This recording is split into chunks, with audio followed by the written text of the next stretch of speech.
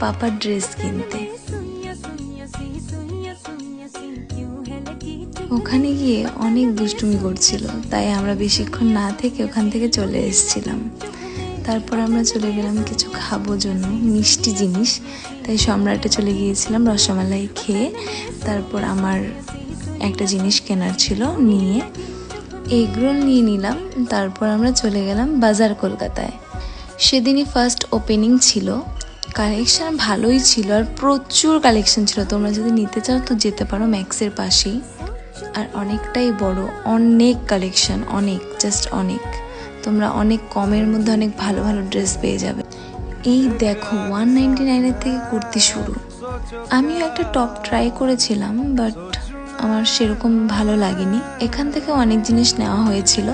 তোমরা যদি আরও শপিং ব্লগ দেখতে চাও তো আমাকে কমেন্ট করতে পারো। দেখা হচ্ছে নেক্সট কোনো মিনি ব্লগে। টাটা।